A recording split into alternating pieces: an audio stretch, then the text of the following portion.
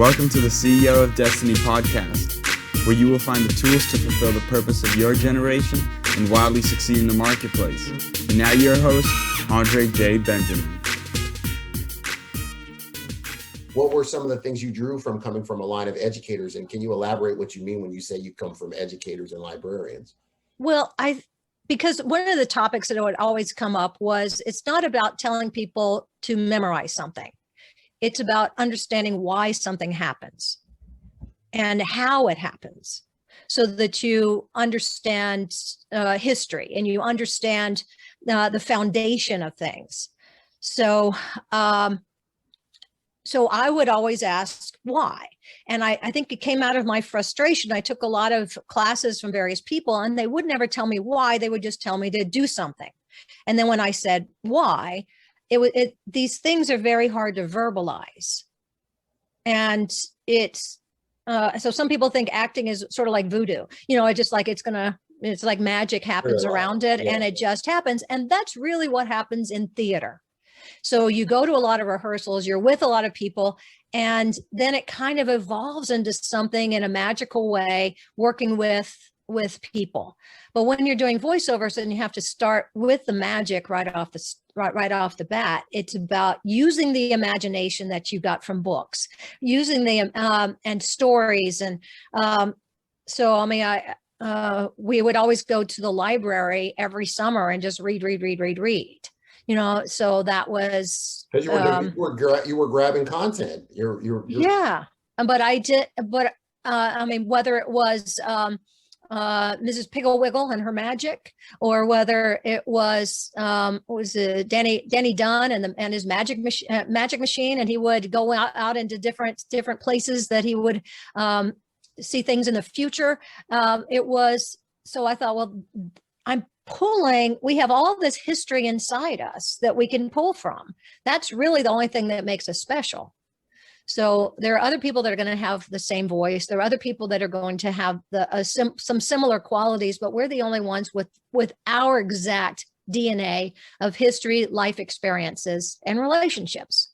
So that's really what it's all about. And how can I put that in my work? And how can I describe that to people? So as when you're teaching someone and you realize they're not getting it, you go, I have to find different words to get it. Yes. So this is another little weird story, but so for like the first 20 years of me teaching, because I've been teaching for 40 years as well as acting. So professionally, I should say.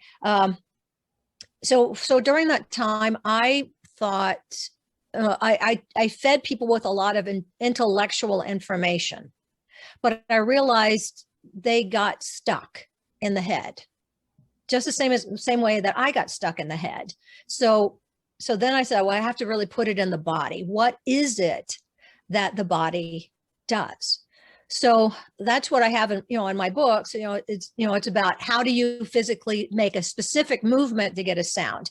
How do you, and I have the whole Real Talking Tips podcast that I have that goes through and breaks down all these different ways of using the body, but it's trying to connect with the thing that we do naturally that we didn't ever pay attention to before.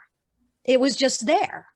So you begin to, I think what fascinated me and what made me even pick up the book, the first one that I came across, was because I saw how you codified, you put language to processes, and that to me that's just a higher or a more in-depth understanding of what a good educator is. It's someone who says, all right, you may have heard this, and this, but now let's put some terms around it. Let's give you so that you can have process, because otherwise it is just very cerebral. So break down even what got you into, because you talked about going and you saw the office space, and of course you were being asked to do this work. Now, what made you say, okay, I want to scale this and do this on a bigger, because you started renting halls and doing lectures and all that. But what made you say, I want to scale out. I want to impact more than just one-to-one? Well, it just was organic. It wasn't anything I planned. So it was an opportunity arose and I stepped through it, another opportunity and another opportunity. But this is where, when you have, sometimes we don't even know what our vision is when we're in it. That's, we talked about being a pioneer. I didn't have a plan. I just did what was missing for me in developing the process. So I just said, these are the struggles that I have. Here's how I dealt with it. Here's some other people they're not always understanding my language. Let me bring in some other teachers to support that. It was really funny when I wrote the first version of There's Money Where Your Mouth Is in the early 90s. I wrote it so people would leave me alone.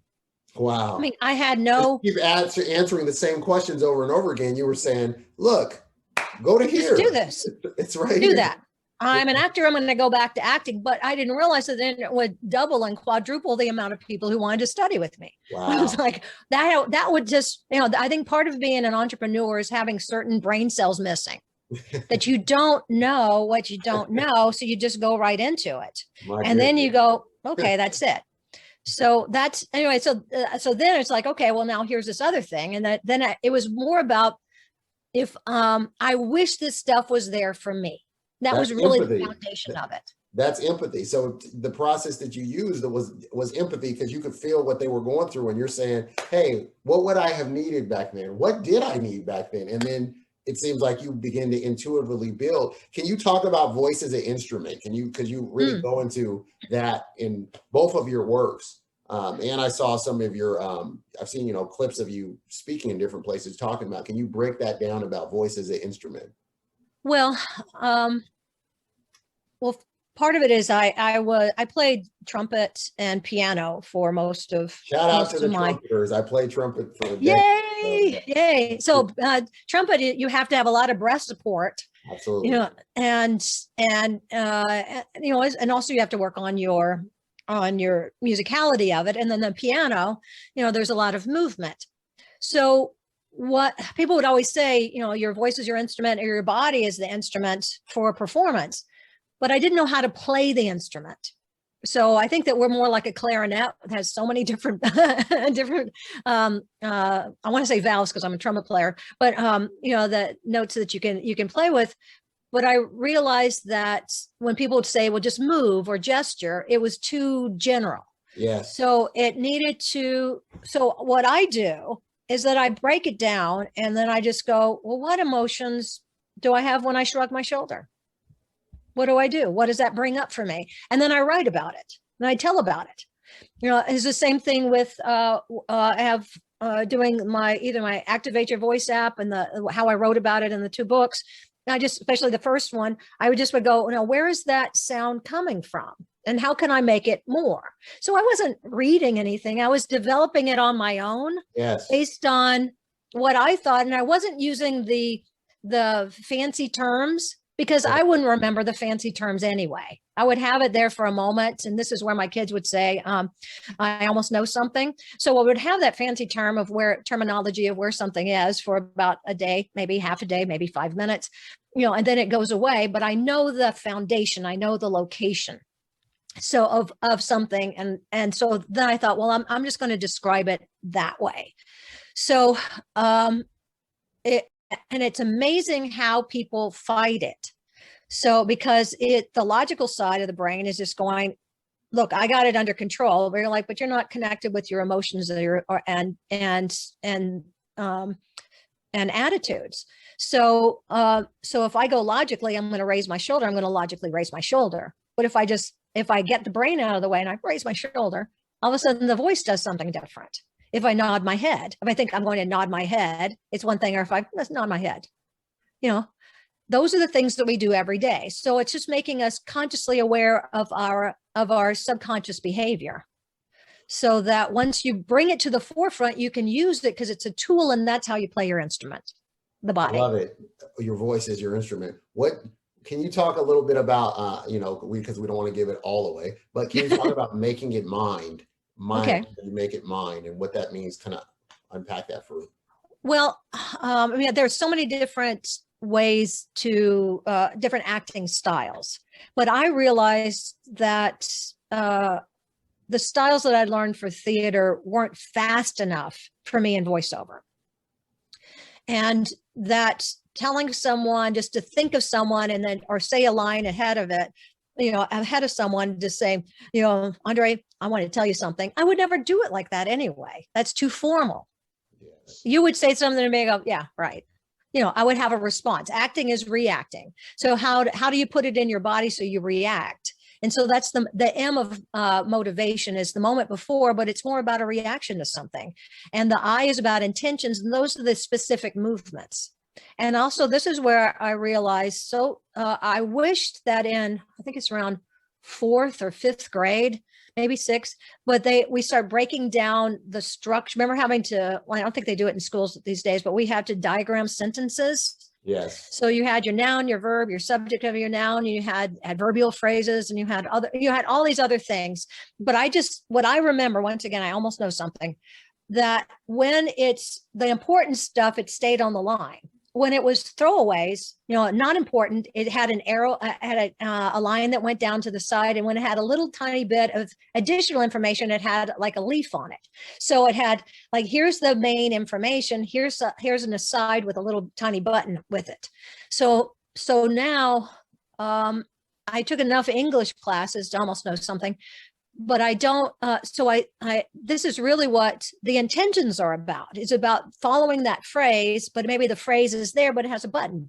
So I just move my hand like that to give it that little bit, or jazz hands, or this is where I'm in the middle of I have the word emphasis chart that I have in the adding melody to your voice app. And it's also in both of the books. And I'm in the process of it right now in, Real Talking Tips podcast, but I'm taking each of the things, each of the word emphasis, and showing how you can use it in different parts of your body, so that we do every day.